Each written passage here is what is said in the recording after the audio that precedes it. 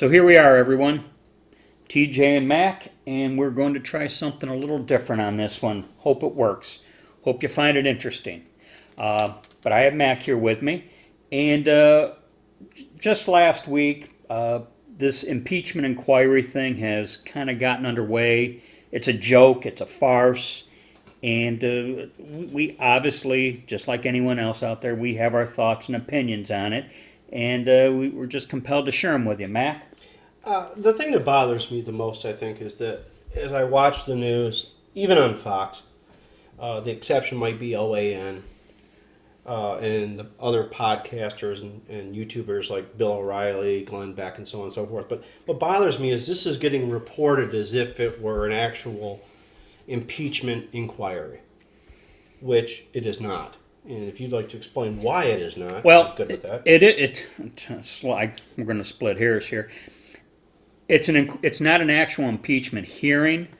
They're doing a inquiry. It's almost like they're trying to see if there's enough information out there to warrant an impeachment, and this is how I'm interpreting it. Problem with doing that is they get to smear the Trump administration, President Trump. They get without rebuttal. They have the opportunity to smear President Trump, and pretty much can do as they see fit because they don't have to follow the rules of the actual impeachment hearing. This is why I think it's just an out and out smear campaign targeted at the 2020 election, whether they actually have the impeachment hearings or not, whether or not they vote to impeach President Trump or not. I guess from what I heard in the news, letters were sent to President Trump that they want to speak to this person or that person of his administration, and Trump has told them no. And there's a theory in the latest actions of President Trump. The theory is when he was being investigated, or when you had that whole Robert Mueller investigation, if you recall, President Trump pretty easily worked with Robert Mueller, cooperated. He cooperated with Bob Mueller. And Some 3 million documents, I believe. yeah, Pretty much, there was a couple of cases late that he claimed executive privilege on after they. This was after the report was filed, and they started their witch hunt in the House when they dragged Mueller in there to testify when he clearly didn't want to.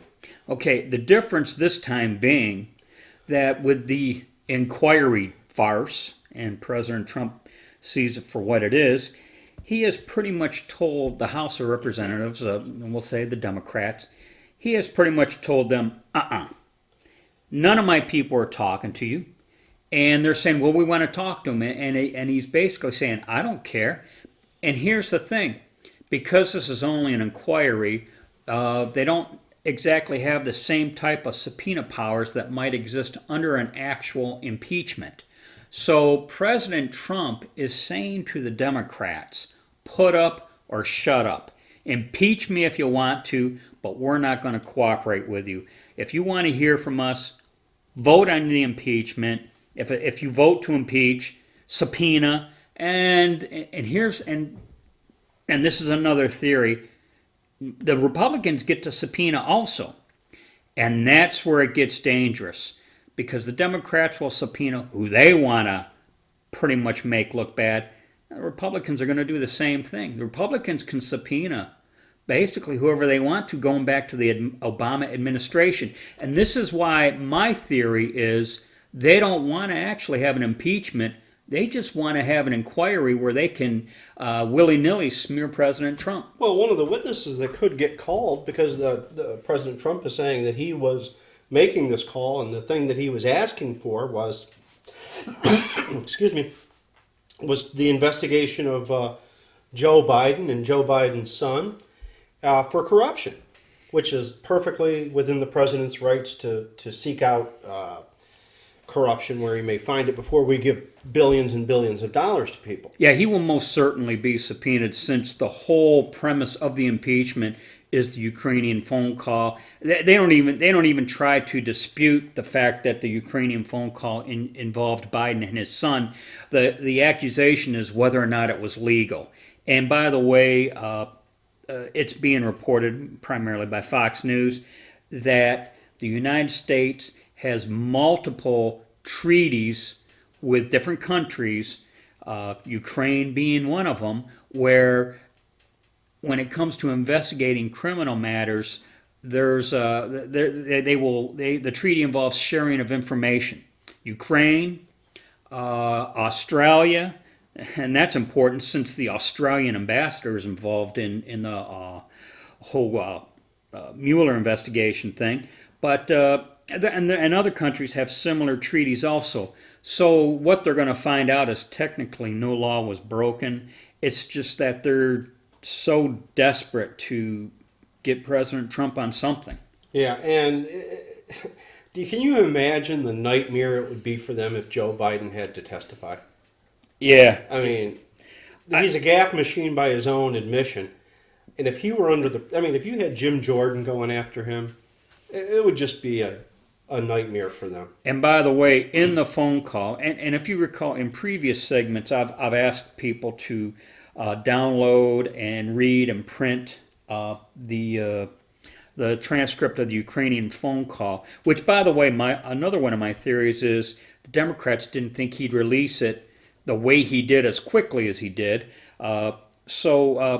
Because by him releasing the transcript, that took the whistleblower's complaint, second and third hand hearsay, and threw it out the window. Yeah, we can add that to the description. If you haven't read it, you can get a chance to take a look at that. But in that phone call on page 3, CrowdStrike is mentioned. And CrowdStrike is a whole nother can of worms outside of the Biden issue. So if they're going to impeach on the phone call, you know what? CrowdStrike becomes fair game, and that is where a lot of the Obama administration people can get snared. Yeah, this is a case where a whole lot of YouTubers would not do this. But our thing has always been from day one that we want to get the conservative message out there. We want to get the truth out there. And I will tell you, Glenn Beck on the Blaze TV did an excellent breakdown of this for you. He simplifies it in the best way you can, I think, and it's still complicated as to who did what, including some woman named Chalupa. So there's a couple of Taco Bell jokes in there. But check out Glenn Beck's video on that. I think it'll be worthwhile for you and make some sense. Yeah, and in keeping what Mac just said, where you find yourself stuck in the weeds, we'll say, is you got the Australian ambassador, the U.S. Ukrainian ambassador, what they did or didn't do to submarine whoever it is they were trying to submarine. You got Obama administration officials trying to communicate certain things under the radar only to get discovered at a later date and time. It goes to my theory of what we have here between what Attorney General Barr is doing and this impeachment inquiry effort on the Democrats. I feel it's a race to see who gets who first. They know they think they're pretty certain. The Democrats are pretty certain what Attorney Barr is going to make known at some point. Whether or not he does it soon enough, who knows? But I think they know what he's going to at least discover, and there's a race to tarnish that investigation first. Who gets who first? And they're already trying to tarnish Barr using the word rogue and so on and so forth. But the whole thing is a charade, and Terry's right, or TJ's right, in that they're trying to see who can get who first. And the reason they're trying to do that, not only is because they're terrified he's going to win or get re-election in 2020, but they've got a lot to cover up, and I think it's going to come back to Barack Obama. It's going to the highest level. It's something he would have been impeached for if he had done it in his first term. If you go into their hypocrisy, of course, it's going to be almost impossible to remove a president. Jesse Waters on the 5 at 5 has repeatedly said to Juan Williams, why is Joe Biden and Hunter Biden above the law? You know, and they're saying how President Trump isn't supposed to be investigating them and how it's so illegal. And of course, Jesse Waters' retort is, well, what puts them above the law? Well, going back to a video we did early on, or I did, in Max Held Accountable series on Joe Biden, I said that in that video that he was running for president to have this particular cover. Oh, you're just coming after me because I'm your political opponent. And because the news media is bought and paid for, they rig the polls, they show Joe way out in front. So that gives it credibility. And that's about it. Yeah. Any further thoughts, Mac? No, I think that for right now, that covers it, what we know up to the minute. And again, like I said, we'll put that in the description, the transcript of the call, which is, there's nothing wrong in that call, because he uses the word, do me a favor. I mean, I can ask TJ, hey, do me a favor and hand me that book over there. And he doesn't necessarily have to do Only anything if you other- give me $1. Exactly, or if you hand me that that headset over there, I'll do it. That's not what happened in the phone call. There's no quid pro quo, as they like to say. Okay, well, we hope this worked, everyone. Feel free to comment below, letting us know what your thoughts are on this topic, on our efforts, on this format. Feel free to have at it.